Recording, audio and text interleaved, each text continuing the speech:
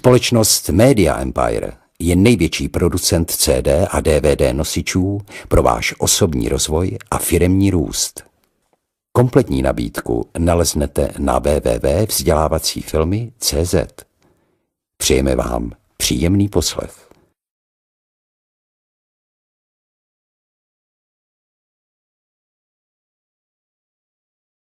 The middle class in America is getting crushed. The United States is becoming a third world nation.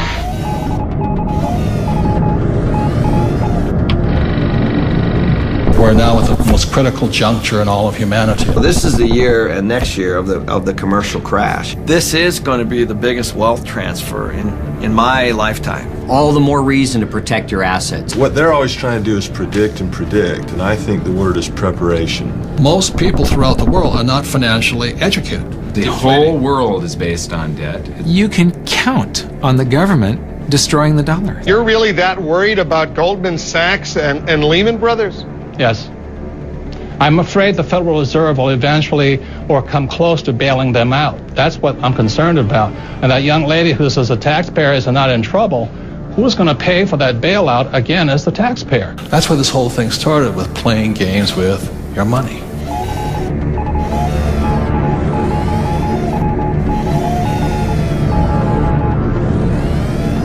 I think the biggest attitude to take is the opposite of what the papers do. Money does not start in your hands. Money actually starts in your head. And so what people have are these age-old, industrial-age beliefs, sacred cows such as go to school. Everybody says, yeah, you got to go to school, but you don't learn anything about money. Once I understood the game, then I could decide which way I wanted to play the game. So some of you who watch this program are going to say, well, that's not fair, or we're not trying to be fair. There is no fairness when it comes to money. Either you're a winner or you're a loser. That's all my job is, to inspire you to use this. Don't be a Pavlovian dog. I guess what a sacred cow is, if you define it, is something that everyone kind of accepts as truth, and it's taboo to say anything bad about it or go contrary. There's a lot of these things that I think are really serious. They hurt people. Why the sacred cows is because we have been taught things that really are, number one, don't apply today. The thinking is obsolete, and it's putting people back into dire financial consequences because they're following old, outdated advice. Today's world's different than it used to be. The way things always have been done aren't working, and it's time that somebody stands up and shoots a few sacred cows so that people stop suffering. We've got a lot of financial storms. Will they dissipate? I don't know, but if they don't, boy, we need to be prepared, don't we? The whole world is based on debt. It's trying to deflate, and governments around the world are fighting the natural deflation tooth and nail. Debt is like a handgun. It can be either used to protect you or it can kill you if you use it the wrong way. The way I grew up, I had zero financial education because we had zero finances. Most of the people here are entrepreneurs, and what an entrepreneur does is an entrepreneur solves problems, and they see the problem, and the problem is only getting worse in terms of the whole financial crisis and what's happening to individuals. I mean, people are getting wiped out at later in life when they thought they could retire. It's so important who is surrounding you when you're hitting rock bottom. And you want to make sure that you have a backup plan. Many people want to change the government rather than change themselves. We have a solution. I feel we have a very strong solution. Hello, I'm Robert Kiyosaki, and I'm probably best known for my book, Rich Dad, Poor Dad. And I'm Kim Kiyosaki. And today, we're in a financial crisis, and we saw this coming, and that was the reason back in 1996 we created the Rich Dad Company, was to provide financial education so people can learn to take care of themselves. If something isn't working for you financially today, then maybe you need to look for new answers. And we're always looking for new answers, and that's what this documentary is about. So it's about you getting financially educated and taking charge of your life and not depending on the government or other financial experts, and depending upon yourself. So our answer to the financial crisis is to get financially educated. Financial education begins by shooting the sacred cows of money.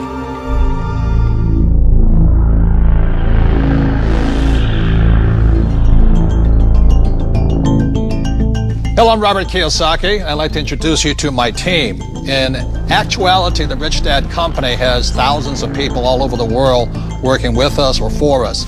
But these people are the core of my team. They're friends, most are entrepreneurs, and they're my advisors. Many have written the Rich Dad Advisors books. Most of us know what a soccer team looks like, or an American football team, or a baseball team. In business, successful people have great teams because business is a team sport.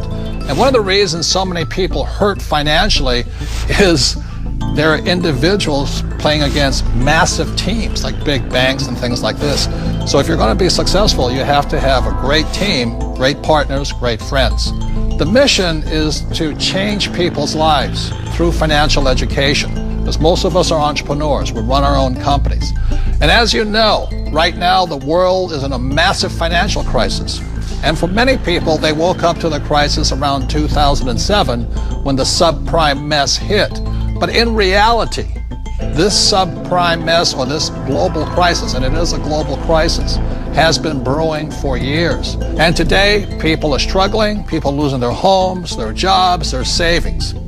Also, the rich are getting richer. So what this program is about is why people are struggling and what you can do personally to not be one of the victims of this crisis, because it is a global crisis. Time out.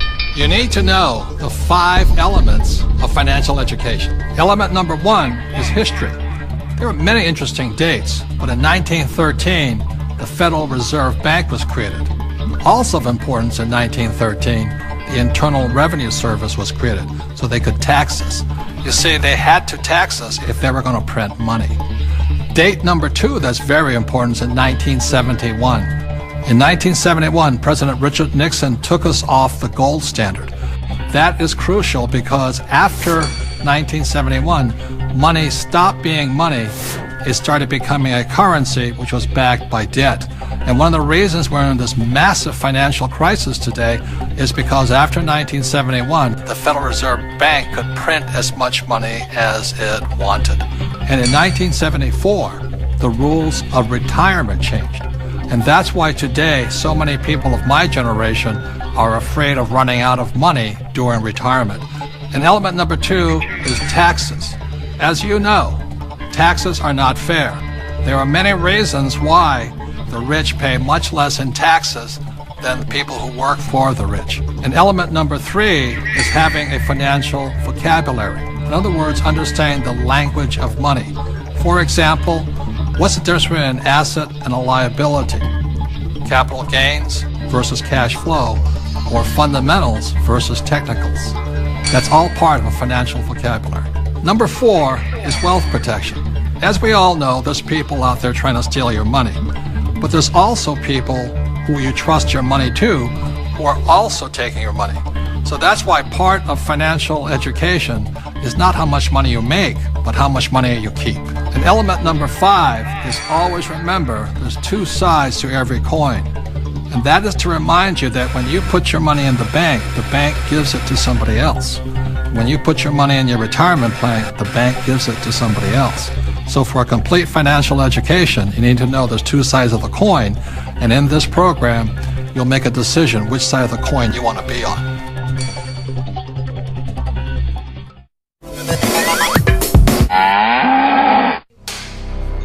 But one of the biggest sacred cows of all is go to school. And many people think I'm anti-school. That is not true. I'm anti-ignorance. So I'm very pro-education. I'm just not pro being stupid about money. I think that's true, that what you said is education is more important now than it's ever been. That's right. So the problem is that the schools focus just on 2 kinds of education. There's the academic, which is really important. Reading, writing, arithmetic, you need to have it, that's basic. And the second type of education they give is the professional kind of education.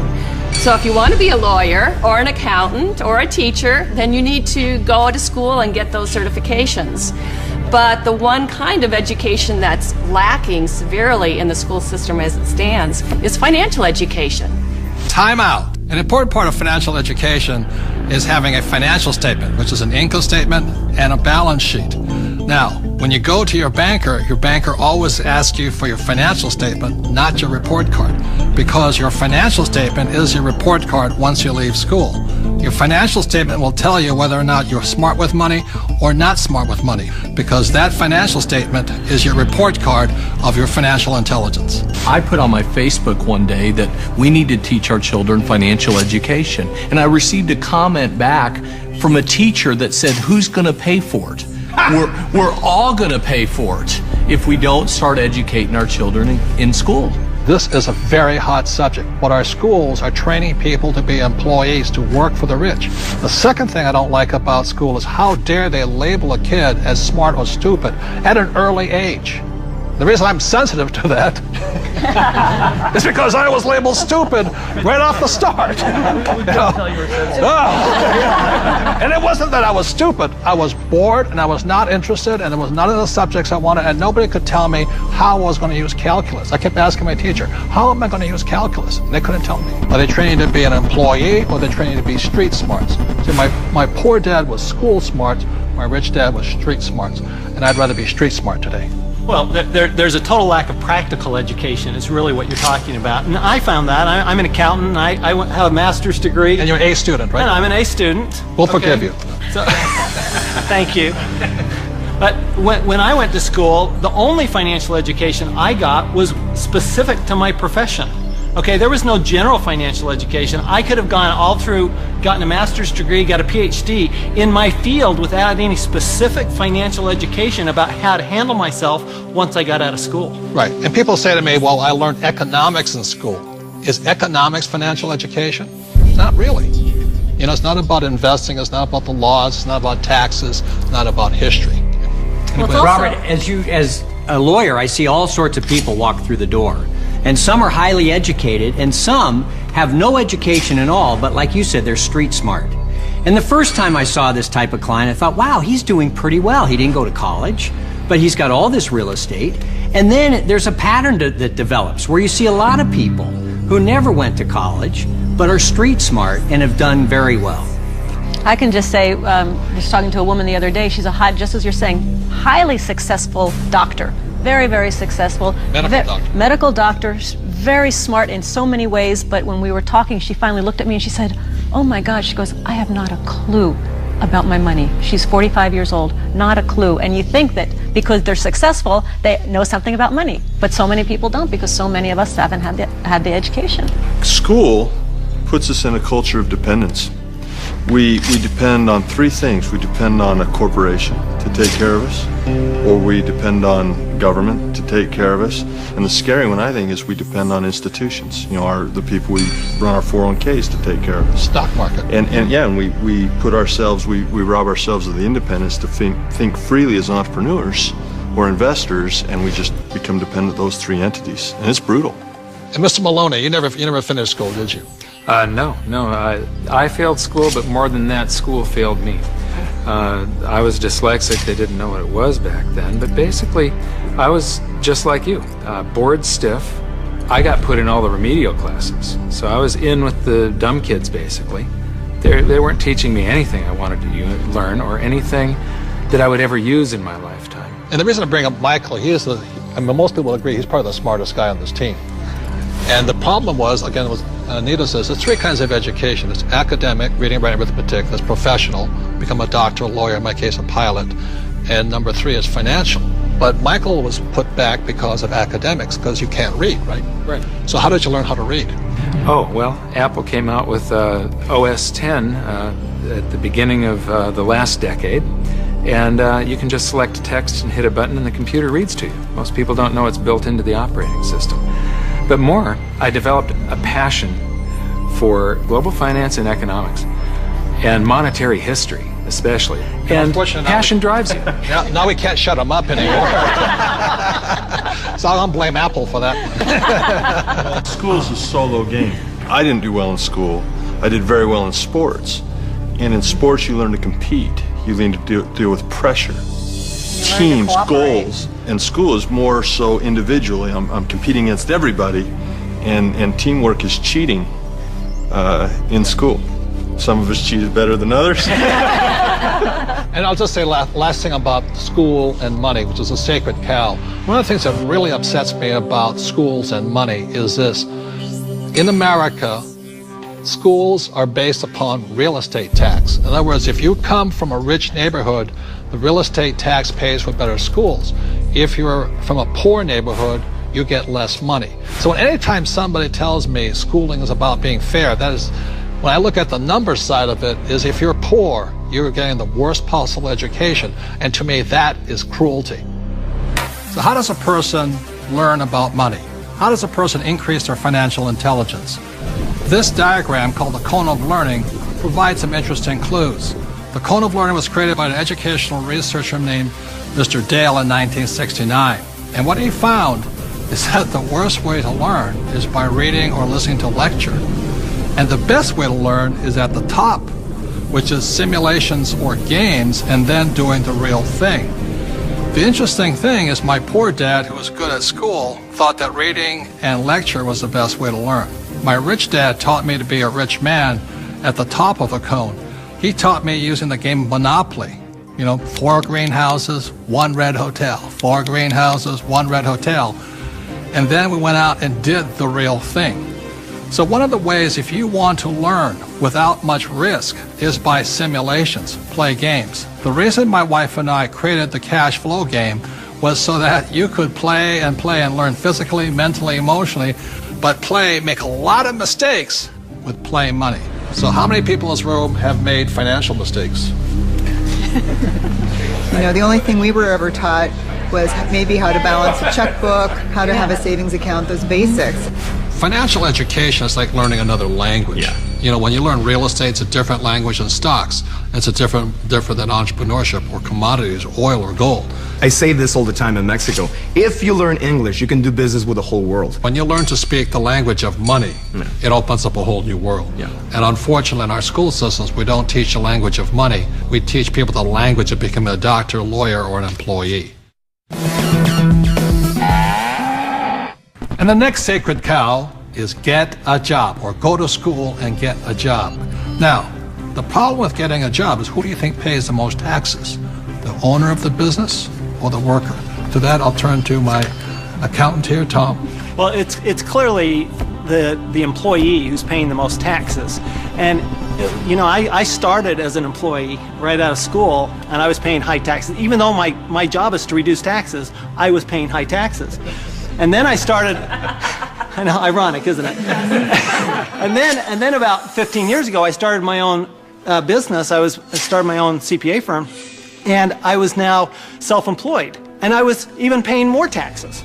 So it wasn't until I started acting like a bigger business and was really a significant sized business that I started paying less taxes. And it's because it's the business owners, and it's the entrepreneurs, and it's the investors, the active investors, that really pay the least amount of taxes. Time out. During this program, you'll hear a lot about E, S, B, and I, also known as the cash flow quadrant. E stands for employee. Employees have a job. S stands for self-employed, small business, or specialist, like a doctor or lawyer. These people own a job. B stands for big business, 500 employees or more, and these people have other people working for them. And I stands for an investor, and investors have their money work for them. Now, my poor dad always said to me, go to school and get a job, and he wanted me to become an employee or a specialist like a doctor or a lawyer. My rich dad said, if you want to be rich, you have to be on the business owner or the I side. And that's the difference between my rich dad and my poor dad. If you look at the cash flow quadrant, you have the E, S, B, and I. The people that go to school are on the E and the S side. The S stands for specialists like a doctor or a lawyer, and E's are employees.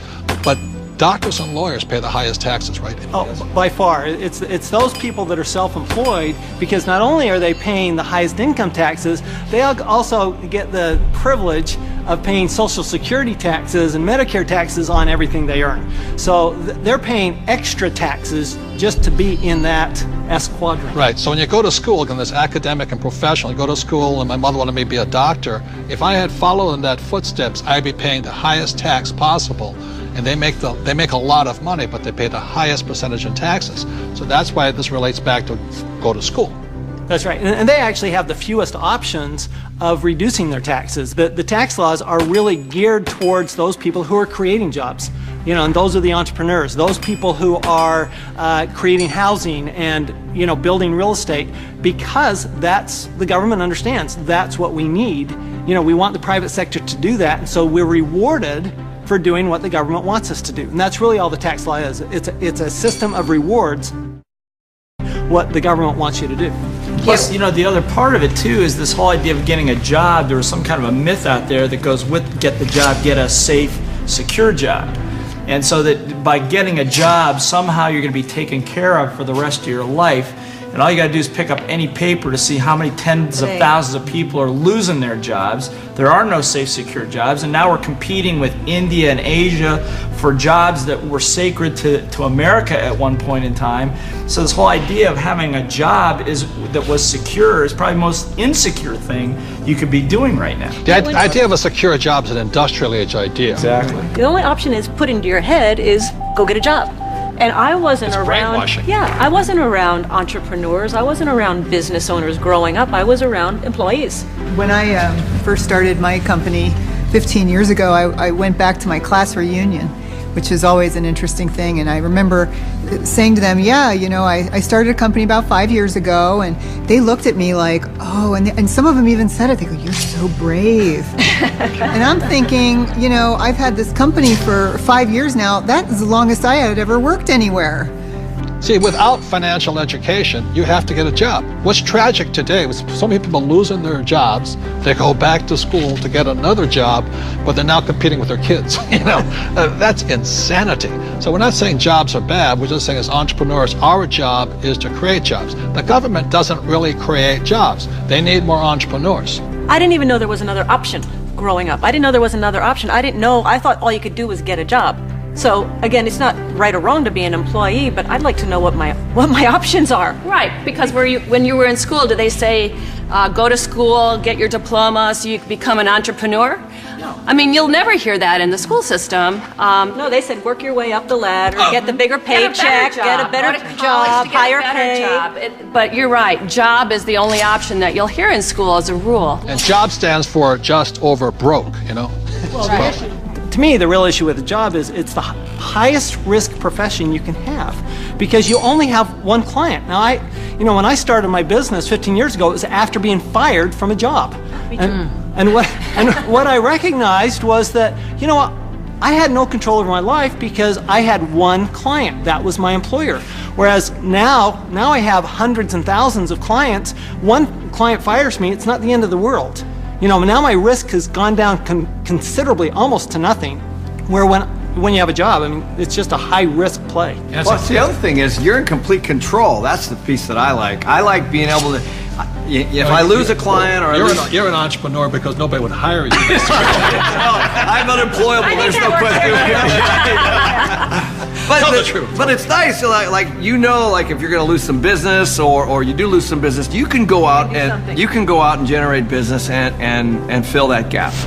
Financial security is more important than job security. Time out. E's and S's get punished for making mistakes, or they lose their job. B's and I's get richer from their mistakes because they learn from their mistakes. The next sacred cow is work hard. Because my poor dad, a school teacher, great guy, PhD, he always says, I'm a good, hard-working man. And my rich dad had a different point of view, and he had me read this book by Mark Twain. It was a story of how, I think it was Huckleberry Finn or somebody, got the other kids to paint the fence for him. He says, that's working hard. You want other people to work hard for you, and you want your money to work hard for you. That was his lesson. And a lot of people really, you know, they can't wait till Friday because they hate their work so much, and they dread Sunday because they have to go back to work. With us, I would say most of us are working 24/7, but we're working differently. And I love my work. And it's challenging, there's problems and all that stuff, but I love it. So we work hard, but we don't work hard in the normal sense of working hard. The problem with working hard for money, because the rich don't work for money. The problem with working hard for money is you pay more in what, Tom? Taxes. Taxes. The harder you work for money, the more you will pay in taxes, right? Well, right. If instead of working hard for for money, like you're talking about, instead if you work for assets, then you pay a lot less taxes because the tax law, again, is geared towards building assets. Because as we build assets, we build the economy. Time out. The big difference between E's and S's and B's and I's, E's and S's focus on the income statement and B's and I's focus on the asset column. My rich dad simply said to me, he says, assets put money in your pocket whether you work or not, and liabilities take money from your pocket. For example, my house is a liability because it takes money from my pocket every single month.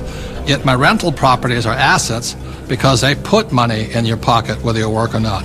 One of the reasons so many people are struggling financially today is they're buying liabilities they think are assets. As we build assets, the economy grows, and the employees get benefits also, because now we have more jobs for more employees. But on Michael's side, why are people working so hard is because the Fed's also working hard printing money, right? Yeah, people. I've got friends that just say I need to get more hours or I need to get a second job or something like that. They're working harder to make a few more dollars, but they don't realize that over this entire past decade, the average in real income after inflation has been falling.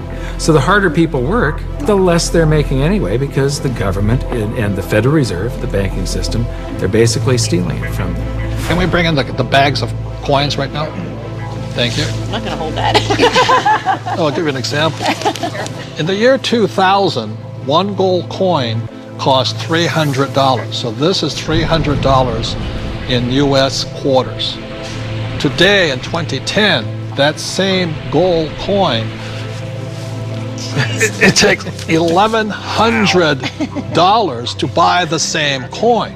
So the reason people have to work so hard to keep up, to keep paying money, is because the value of your dollars are going down.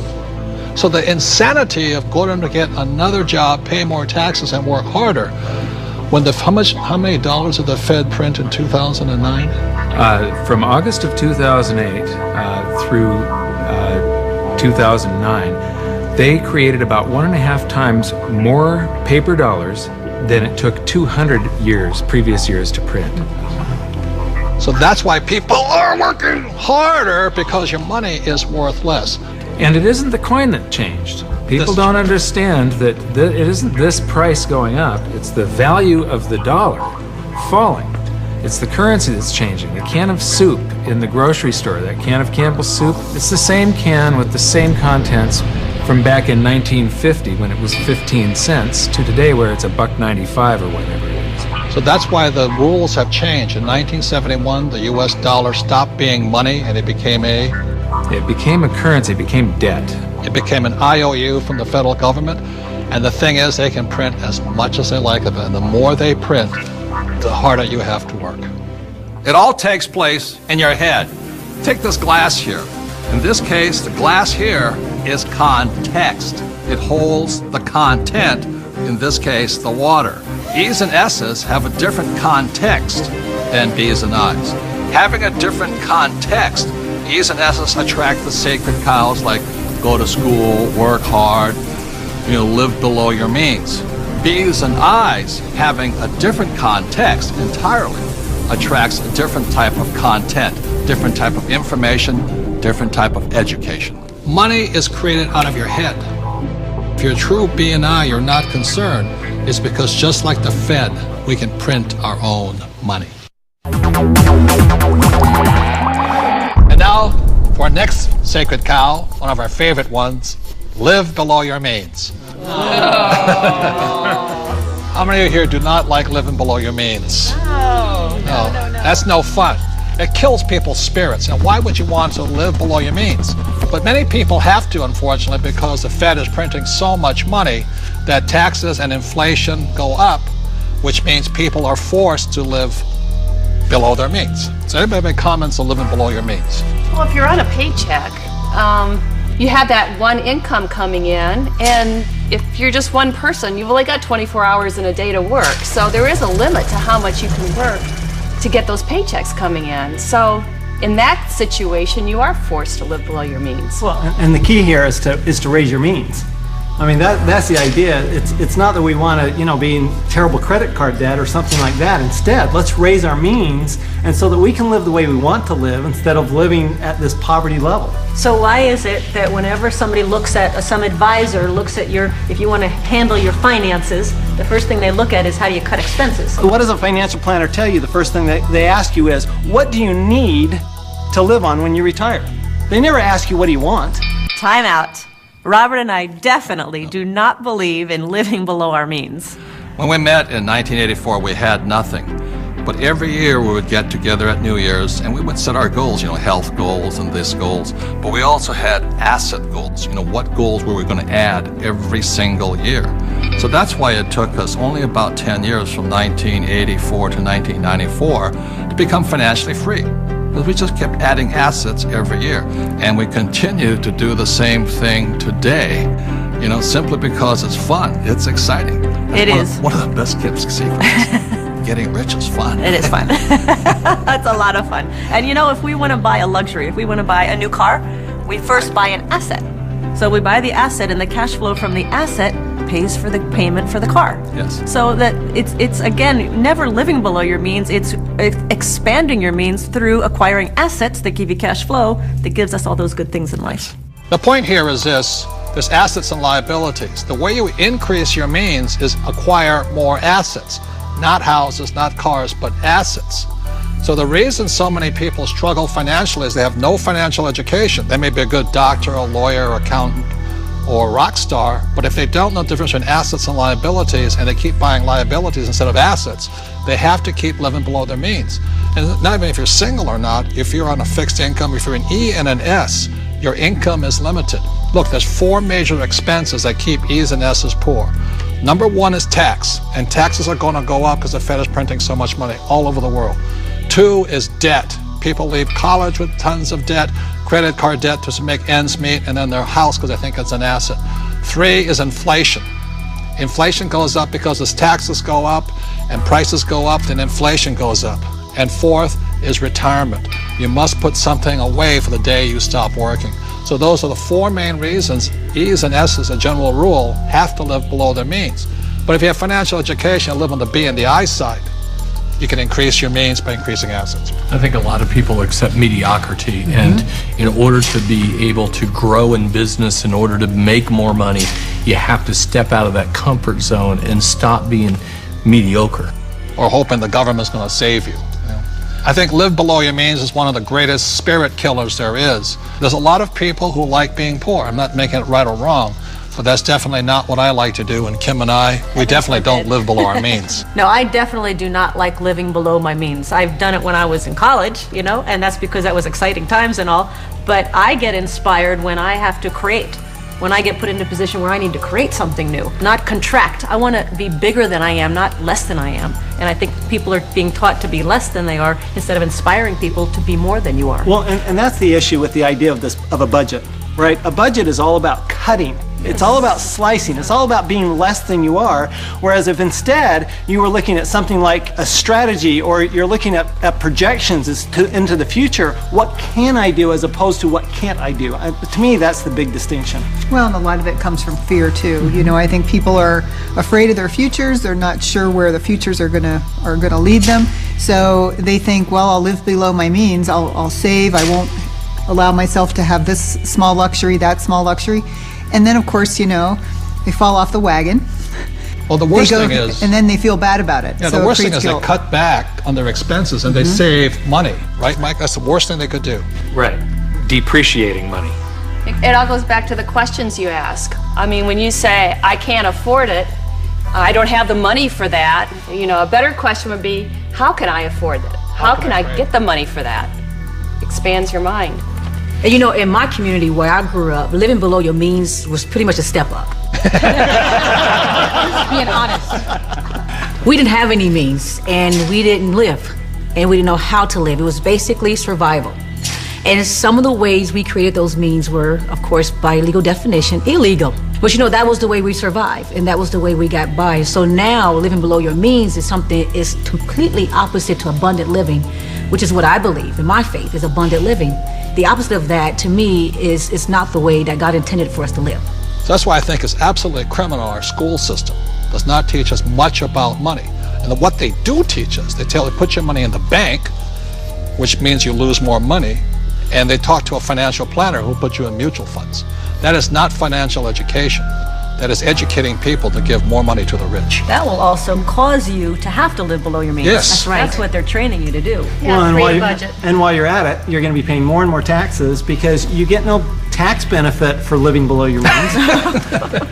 And that's the problem. Is they say to a child, go to school and get a job or become a doctor and lawyer. You will pay more than your fair share of taxes, and then you too will have to live below your means. If you're playing defense instead of offense, you're just hiding and trying to play it safe and saving money, and you never manifest. You cannot be who you're supposed to be. I say it's time to get financially educated and take care of yourself.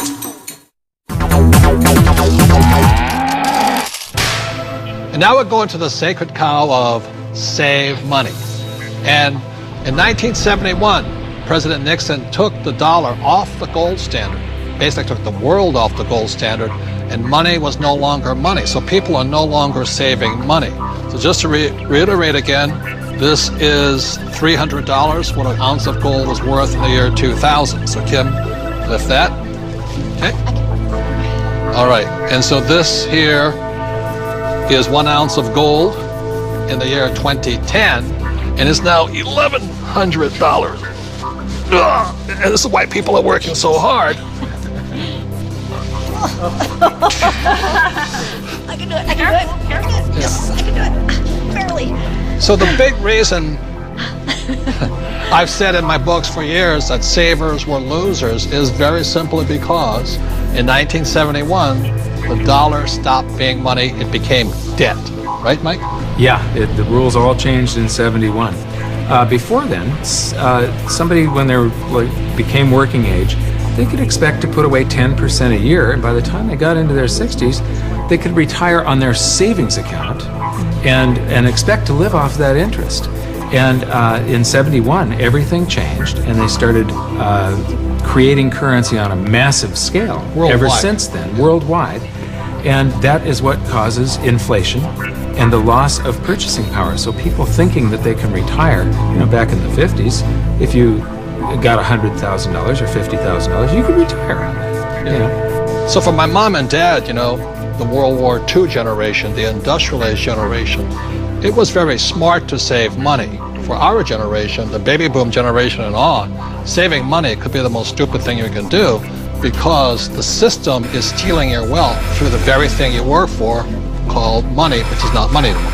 Right. Real money is actually gold and silver. Money has to maintain its value over long periods of time. Currency doesn't have to. And this is historically has always been, for thousands of years, this has been money. 5,000 years this has been the predominant currency. It became money when somebody minted it into coins in Lydia in about 680 BC. And each unit had the same buying power as the next one. It became interchangeable. So let me ask you this. This printing of money out of just paper, this has been tried before, hasn't it? Many, many, many times, and there's always one result. You get far, far higher prices of everything, but especially real money. When they start creating a whole lot of currency, eventually gold and silver lie in wait. And then when the public senses this inflation of retail prices that is caused by inflation of the quantity of currency in circulation, they rush back toward gold and silver, and they have for 5,000 years. So name some governments that have attempted to print money. The Weimar Republic. I don't know what I just did with that $100 trillion bill. He's got a Zimbabwe. The Zimbabwe, yeah. Look at this one. This is the most recent, a $100 trillion note. This is the largest note ever printed, 100 trillion. And this was printed in 2000. Yeah, but when Zimbabwe was created as a country, when it went from Rhodesia to Zimbabwe, they were, the Zimbabwean dollar was on parity with the US dollar. $1 US was the same as a Zimbabwe dollar. This doesn't buy anything today. It doesn't buy a cup of coffee. What, doesn't even buy a cup of coffee? No. In fact, they have ruined it by putting ink on it. You can't write you can't write a list, so it would have been more valuable at this point if it was blank. Right. See, the Greeks did the same thing when they started clipping coins. They just take the silver off of it. The Romans tried it, the English tried it, the Germans tried it, the Chinese tried it, and now the U.S. is trying it. Yep. And so that's why saving money is probably the biggest mistake you can make right now, because today money is no longer money. It's now debt. I can vouch for that because my leg is now numb. So all currencies throughout the world are in trouble, the same way this Zimbabwe dollar is in trouble. And that's the problem with saving money. After 1971, it was no longer money. % of all the currency on the planet is U.S. dollars. If the U.S. dollar goes, the world goes with it. I'm preparing by getting fully diversified. I buy both gold and silver.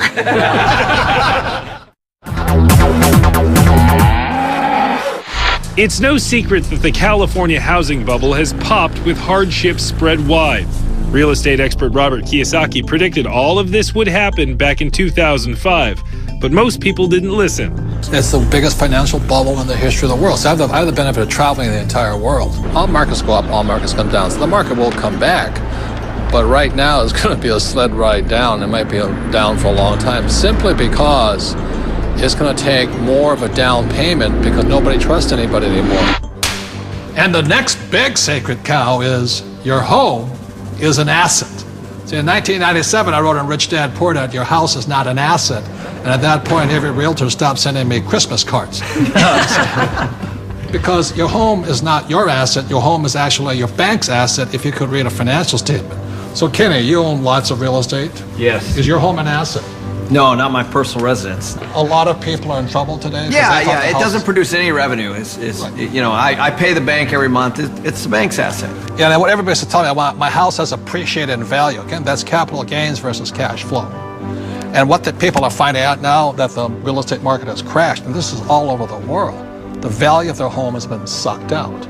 And so now somehow people are upside down because they're really finding out it's a liability because they still have to pay the bank on that mortgage. You know, so let's say they bought a house for $200,000, they still owe $180,000, but the house is only worth $100,000 now. And they're now finding out that your house is not an asset, it's a liability. And I'll tell you, I'm the largest originator of FHA and VA loans in the entire country out of everybody.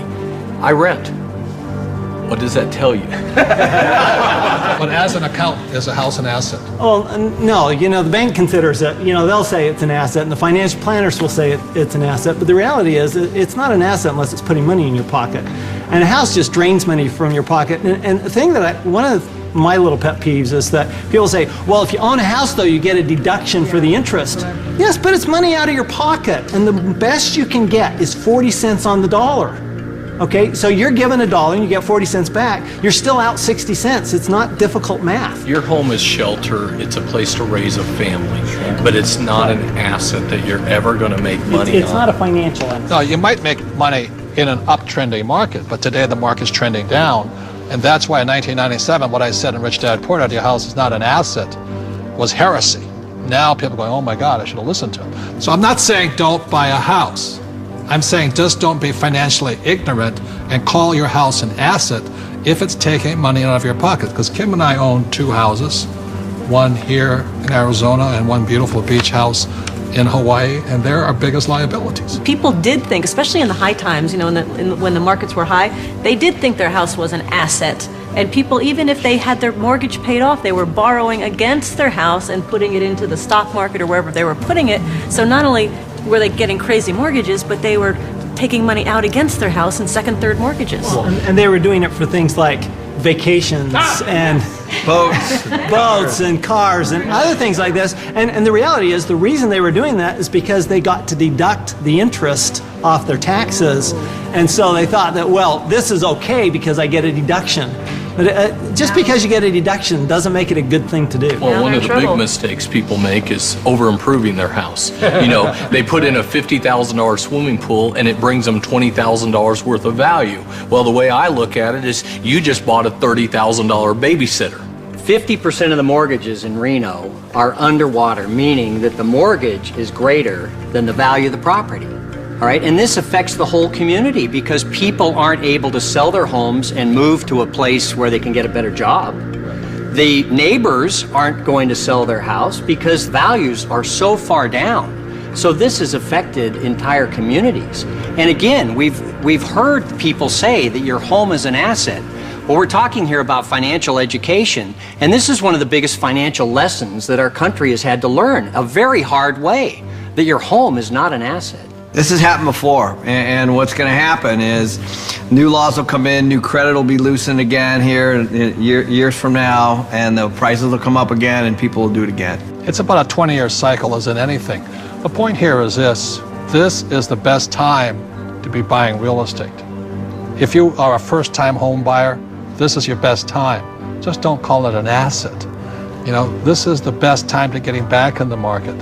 And that's why it takes financial education. The reason I'm in real estate is for one reason. It's debt.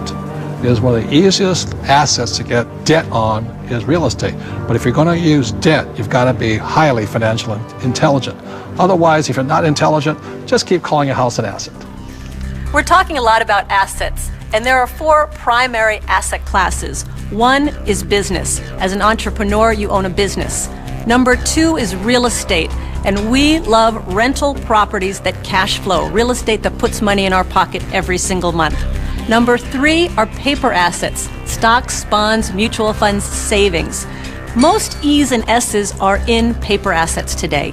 And number 4 are commodities, gold, silver, precious metals, oil and gas. For Robert and I, we're in business. We're in real estate. We own hundreds of properties in real estate. We have paper assets and we have commodities. So for us, when we talk about diversification, we're in all 4 asset classes. Now we're going to shoot one of the more evil of all the sacred cows. Evil for most people. Get out of debt.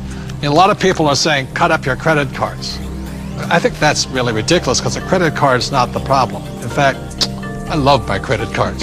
I don't know how anybody could get along today without a credit card. But the credit card isn't the problem.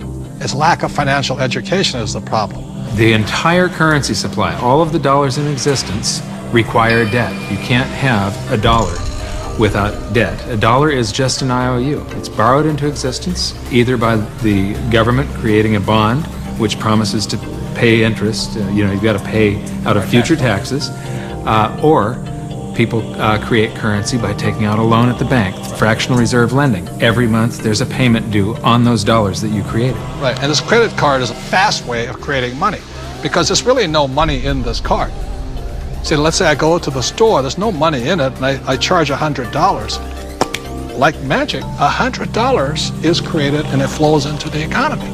That's why debt is good. But when you abuse this, that's when we get in trouble. So I think, Mr. Rodney here, you see the horror stories of bad debt, don't you? Yeah, I've seen people walk into my office that make $150,000 a year, but they have $250,000 in credit card debt. Let's face it, we live in a credit society and you do have to have credit. And we have to learn how to survive and thrive in our credit economy that we are. But people are walking in and they have this bad debt. They're asking, what do we do with it? Well, number one, you try to pay off the bad debt so you can invest in good debt, which would be real estate. And we love debt, don't we? Yeah, we have a lot of debt. Our real estate that we own is all basically financed with our tenants. So that's what I consider to be good debt. So when we get real estate, we get proper leverage, and it's paid by all the residents who live in all of our projects. Well, and it's not just real estate. Business is the same way. And we have good debt in business as well, so that the business is paying. We have debt in our business. That's how we grow. And it's the cash flow from the business that's able to pay the debt, and the debt creates more cash flow. Time out. Capital gains versus cash flow. See, in my opinion, 90% of the people invest for capital gains. That's why they say, well, my stock price went up or my house went up in value. That's capital gains. People like myself understand cash flow. In other words, I want a steady paycheck every single month. For example, my apartment house, every month it puts cash flow in my pocket. So if you want to be rich, you have to know the difference between capital gains and cash flow. Capital gains is technically gambling. You're hoping something will change. Cash flow is more guaranteed. I want that income every month. So very intelligent investors invest for both capital gains and cash flow. People say, I like real estate. I don't really like real estate. I just love debt because it's so easy to get a loan on real estate, right? Well, here, I like the analogy that you use sometimes. Say if you put $1 million of cash into a mutual fund, you get whatever you get paid. But if you put $1 million of it in a down payment, for some kind of a commercial project like we have, you actually buy a $5 million project.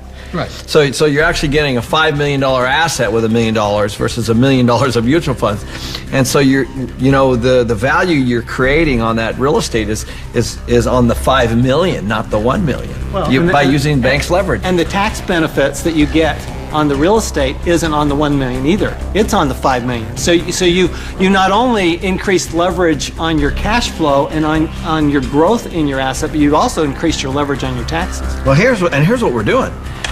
We get these loans, the tenants are paying them off. That's the point. Oftentimes people don't look at that. And they're paying it off with after-tax dollars. Yeah, they're moving into our places, they're paying our rent, we're taking that rent, and we're paying our mortgages, and our mortgages are getting paid down to zero. Wait a minute. Ken's talking about these $1 million deals. Let me tell you how I started. I'm somebody that knew absolutely nothing about money or financing or investing, and I began investing with a little 2-bedroom, 1-bath house, and this was back in 1989. The house cost me $45,000. I had to put down $5,000, of which I didn't have, and I had a mortgage or good debt of $40,000. And the reason it was good debt is because every month I would collect the rent, I would pay the expenses, I would pay my mortgage payment, and at the end of the month, I had a positive cash flow of $25. Now, it wasn't a lot, but it was a start. And from there I learned, and I did my next investment and my next investment. So it was good debt because that debt put money in my pocket every single month. Just if people understood that there is such a thing as good debt, because I don't know how many people I talk to, but when I talk about debt, oh man, debt is the dirtiest word in the world. That's the 4-letter word, debt. Because they're not educated, no, that's why. And people are raised, and I was raised to get out of debt. You see, this is the thing. You go to a bank, and the banker will sell you mutual funds. But ask them if they will loan you money to buy those mutual funds. The answer is no. But if we go in and we say, we want to buy real estate, oh, how much do you want? It's because there's collateral. Yes. They actually have something physical. That's it. Yeah, they'll sell you mutual funds, but they won't lend you money on mutual funds. That should tell you something. That should be a quick indicator. Dear God, what are you trying to tell me? And the other part about it is that borrowed money for real estate, is that after tax, pre-tax, or no tax? It's no tax. Anytime you're borrowing money, there's no tax on that money. You can use that cash. It's not taxable at all. So if somebody wants to borrow $1 million or save $1 million, it'll probably take them $2 million to save the million, because tax is going to take 50% of it. Right. But I just go straight in and borrow $1 million, which they give us. It's great money. I love my banker. I'm not saying bankers are bad. They're fabulous, because they give us the money. All they want is their interest. We keep all the appreciation, depreciation, amortization. We keep all of it. They're the best partners of all. So I'm not anti-bank and I'm not anti-debt. I'm anti-lack of financial education, because there's good debt and there's bad debt. Your rich dad was a tough mentor. But, I think some of the greatest mentors are tough, because a really great mentor will push you to go beyond where you think you can go. And that's some of my best mentors. That's what they've done for me. Yeah, and I didn't always listen to my rich dad. I still remember I did the real estate course, and I went running out in Honolulu, and I found this condo, and it was for $64,000, and it didn't cash flow. So I went to see my rich dad, and I said, but it's going to go up in value. In other words, capital gains. He says, never buy anything that goes up. It must cash flow. And I said, no, it's going to go up. And we argued and argued and argued. And this is what he said to me. He says, if you start investing for capital gains, someday you will lose big time. So I let that condo go. I didn't pay $64,000. Today it's probably worth $300,000, but I learned the lesson from my coach, my rich dad. If I had gotten into the habit of buying for capital gains, either the price of stocks going up or real estate going up, I might have been wiped out in this crisis. So that's why a coach and a mentor keeps you onto your plan. And helps you create and develop very, very good financial habits. Because if you have poor financial habits, as you're in your personal life, you're going to take those into your investment life. So one of the most important things is they will help you develop great financial habits. Because when markets go up, greed sets in, and greed makes people stupid. After 1974, the rules of retirement changed, and suddenly it forced E's and S's into the I quadrant with no financial education, and they started to put their money into these retirement plans. And suddenly, voila, a whole new industry was born called financial planners. And today, it takes 30 days to become a financial planner. It still takes a year and a half to become a massage therapist. You know what I mean? What do you think of mutual funds? I think they're a great way to make money if you sell them to other people.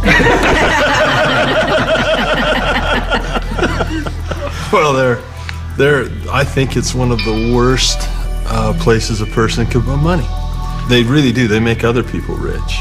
You know, hidden fees, expense ratios, and you talk about the law of compound interest. Well, there's the law of compound expenses.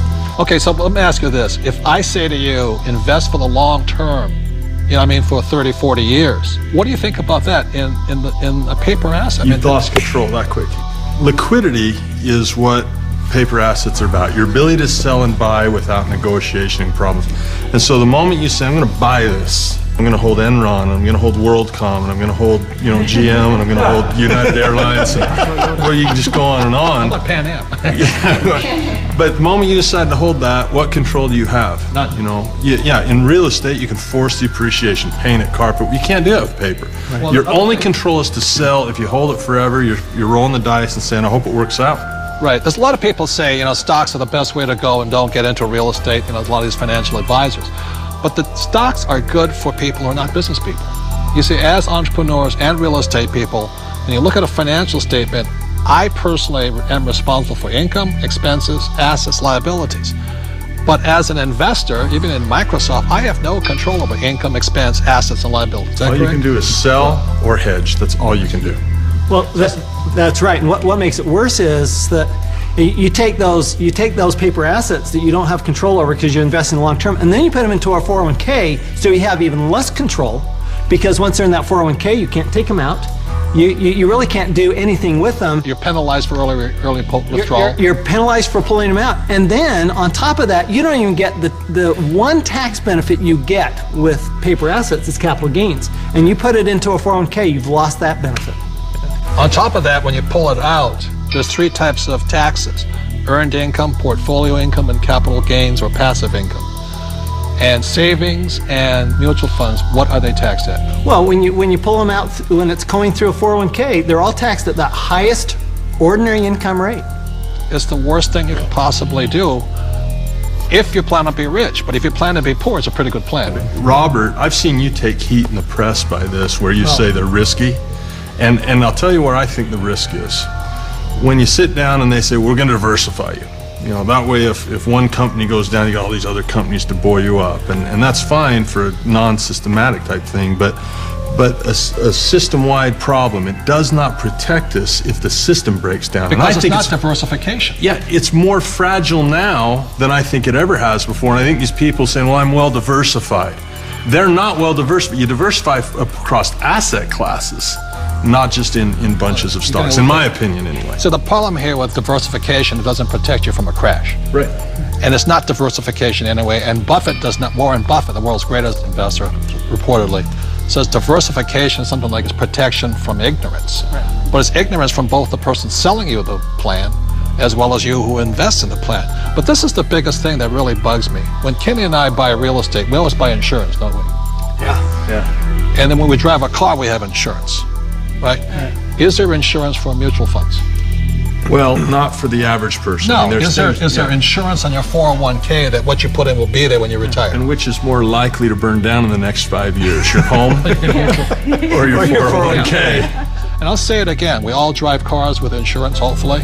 We have houses with insurance. When we buy real estate, we have insurance. Our companies have insurance. But the 401k, all these retirement plans, there's no insurance on them. So if it crashes, they lose everything, and the mutual fund companies walk away with the money. And that's a higher level of education, because most people don't know how to hedge that. Nope. They don't know how. I mean, it's possible, but if you interview the average person, that's what we teach. That's what our advanced courses teach, is how to play the average person. I liked what your comment said. If you poll the average person, you say, tell me the difference. This is a very basic question. What is the difference between a defined benefit pension plan and a contribution plan? Most of the people I talk to do not know that difference, and that is not a minor thing. That is a major deal. Time out. This is a very important point. See, in 1974, the rules of retirement changed. Prior to 1974, most people, like my parents, had a defined benefit pension plan. What that meant was that they received a paycheck for life. After 1974, the entire world started on to defined contribution pension plan. What you put in is all you get back. And that's why these defined contribution plans, so many people are terrified of running out of money in retirement, simply because with a defined contribution plan, you can lose everything in the market crash, or you can run out of money before you die. The cool part about this whole discussion is those people putting the money in the pension plans and mutual funds. That's the money I get to buy my real estate. It's the truth. No, so the money flows from the E's and S's to the B's and I's. To the B's and the I's, and then I make money on their money. So Kim and I just bought this huge property, 5 golf courses and a major resort, and most of the money came from retirement plans. So I keep putting that money in that 401k, you guys, because it has to go somewhere. Cash always flows, and it flows from the E's and S's to the B's and I's, and that's why financial education is so crucial. Anytime you have no control over your money or your return of your money, you're gambling. So in closing, I'd like to thank all of you for watching and paying attention to this, and also like to thank my friends here, because as you've heard so many times, that one of your greatest assets or your liabilities, the people you hang around with. But there's one more thing about friends. So I want to thank you guys for being givers. For everybody, what I would leave you with is take control of your life. It's not too late. And in fact, if you're in a difficult situation, now's a better time than ever to make a change. And you can make that change. We've all made this change. Every one of us has been there. We've all been in the dumps, and we've all hit at the top. And we know that we can do it. We know that you can do it. So take control. You can't wait until you have 100% confidence, because you never have 100% confidence. You know, you do have to take the leap. It's not until you hit a point where things become so uncomfortable or so painful that you are willing to accept that things aren't working, right? The way that you think they're supposed to work. And so for many people, when they get into a financial crisis, that's their wake-up call, and that's where the change starts. I mean, help your children today. Take control of their financial education, because they may not receive it in school, but there are experts out there. And I want to say specifically to the women who are watching, you know, this is your time, and be strong. Get that financial education. As we said, knowledge is the new money. And for women, I think this is really an opportunity for you to grow and get stronger. So I encourage you all to just take that next step. And if the objective is, like Robert says, to turn your mind into an asset instead of a liability, it takes more than one book. It takes more than watching one video. It's a whole process. I mean, there's no professional, there's no athlete, no expert in any area that has become a professional at something in 1 week, or with one book, or with one DVD, or one workshop. To further your financial education, the Rich Dad Company has advanced educational programs. And these programs are in the business entrepreneurial sector, in real estate, and in paper assets.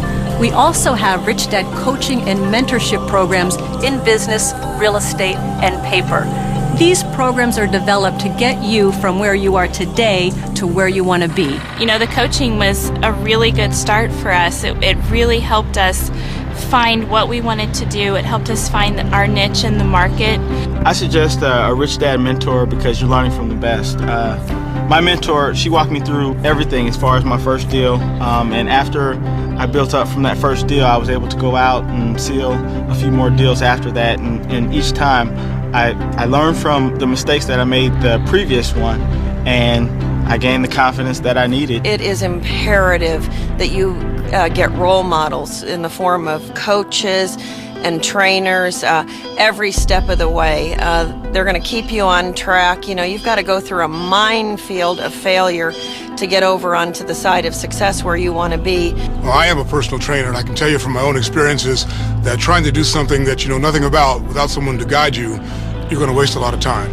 See, my rich dad was my mentor, but he was also my coach. He was also my cheerleader. He was also the meanest SOB I ever met in my life. But that's why I got far. So today, it's a habit to have a coach, because professionals have coaches. That's right. And amateurs, they got themselves. And it's much easier to follow in somebody else's footsteps than it is to reinvent the wheel. And if you want to make it a long and painful journey, do it all by yourself. You're going to get your education one way or the other. And if you don't get it now, you're going to get it later, and you'll probably end up spending a lot more money in the long run than doing it right the first time.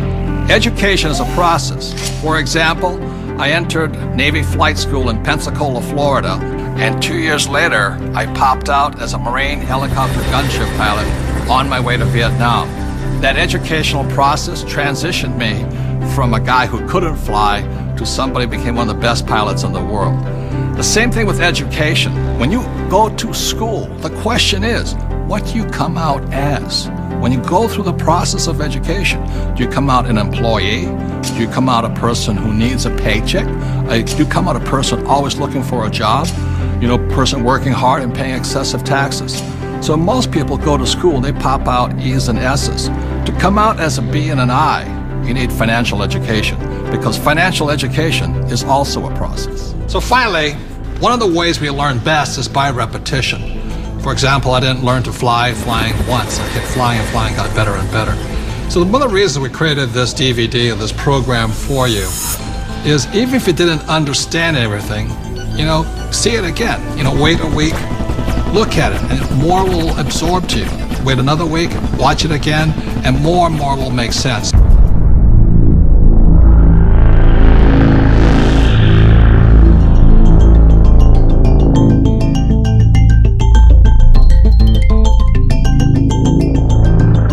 Can only shift your context. You have to put in the content, and you're going to make up your mind today, or you're going to say, I'm going to do it tomorrow. So that's why I talk about Rich Dad's education and all that stuff, because I want you to make your changes. If you don't, you can see what's going to happen. Great words about quitting from a great man, one of the greatest leaders of all in the past 100 years is Winston Churchill.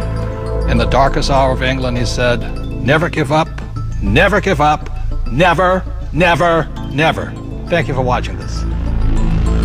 Thank you, guys. Let's out of here. We're out of here. Thank you.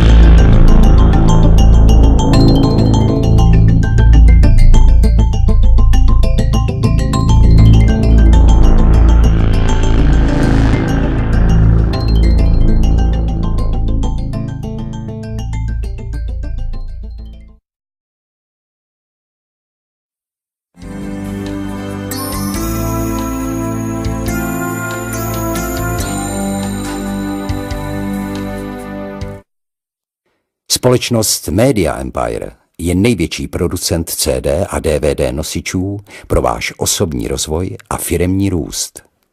Kompletní nabídku naleznete na www.vzdělávacífilmy.cz. Přejeme vám příjemný poslech.